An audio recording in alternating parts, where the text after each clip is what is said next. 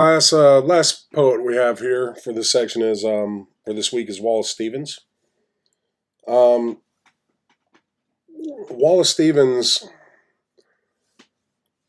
lived up north and then visited Florida frequently on business, and this kind of drastic change between the lush hot of the south and the cold of the north inspired him. I think inspired his poetry to be very extreme, very dichotomous. There's always one extreme or the other, and it's always used to kind of make a point. And oftentimes it's very absurd things, like, the Emperor of Ice Cream. You may read that poem and be like, what the hell is this about? But what you see there is it is absurdity. You have this idea of this emperor, this powerful person, and then you have this idea of ice cream, being an emperor of ice cream, which is, of course, ridiculous. And so Wallace Stevens writes with a lot of absurdity, these absurd notions, ridiculous, just like that. And they're used to make, a point often.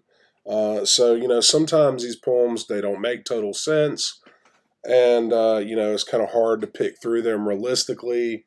And you're kind of left with kind of ideas or imagery or feelings, and that's kind of the point of his poetry, especially later on when he gets into the more absurdist stuff.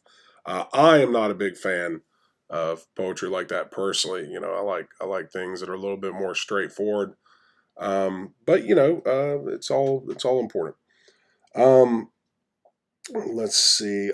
He was not very interested in artistic causes or poetic movements or political movements. Really, his poems are just kind of, they can be brief lyrics. They can be, be very witty, have a lot of imagery, color, use the senses, the five senses in a lot of different ways.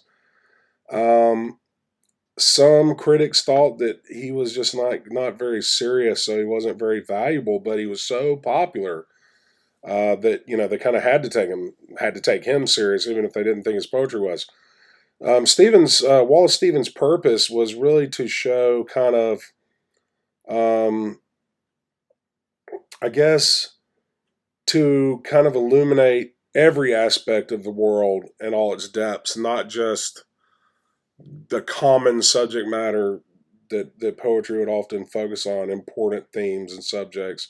He was kind of trying to show that there's, like, everything's important. There's this beauty everywhere, and it's all about how you perceive it. And that's how he fits into modernism. Is it's about how the individual perceives the world, and not necessarily the individual's impact on the world, but what the individual gets out of the world, and what the individual can do to the world, and what the individual gets out of the world is important. Sorry, I misspoke earlier.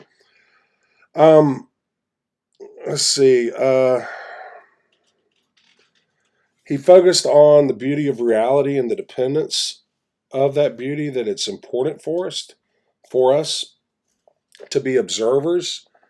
Um, he thought it was important to always look at things, to observe, and be an active observer of reality, and also to be a creator of reality, which is, if you ever read the poem, an idea of order of Key West, that's a lot of what it's about, is how the perceiver of reality can also be the creator of reality, and all this stuff. He also felt that there was a sense of inescapable subjectivity in everything we see and experience. Um, he was also kind of in the search for belief. He thought, and this is according to Norton, he thought Christianity had lost its power.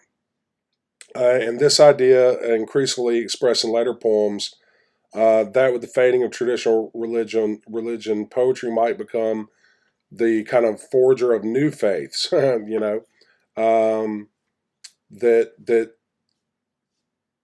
that kind of religion would give way to poetry in a sense.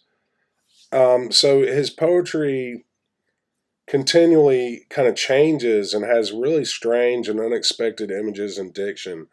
He uses a lot of allusions to paintings and books and pop culture and music, or at least pop culture at his time. Um, He especially uses a lot of imagery associated with sound and color. Um,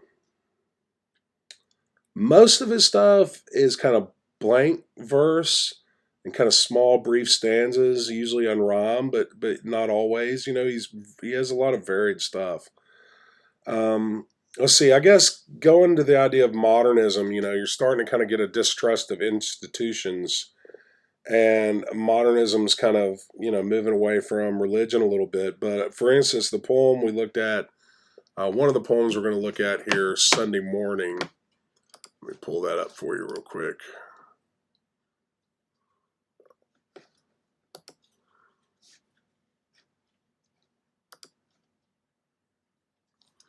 Sunday Morning here. Basically, this poem is about a woman kind of she's normally at a time you would be going to church on Sunday.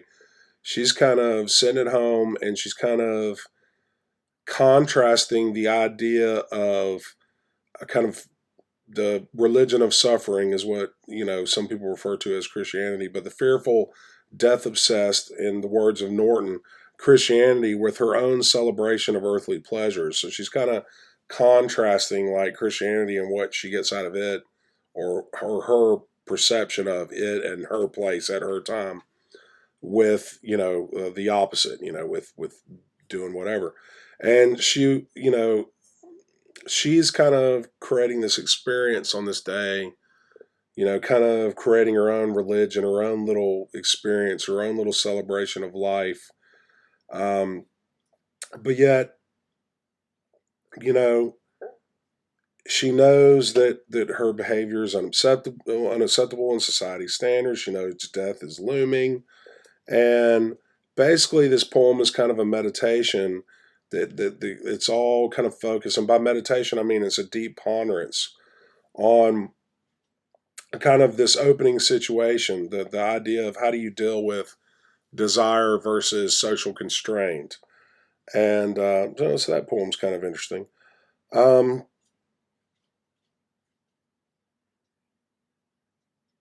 let's see. I'm trying to think what else is important. I guess later on is where his poems move more towards absurdity, and they get kind of abstract and kind of more philosophical, more about ideas than about concrete images and things. But that's kind of the heads up on what to look for with Wallace Stevens and what's going on with him. All right, good day.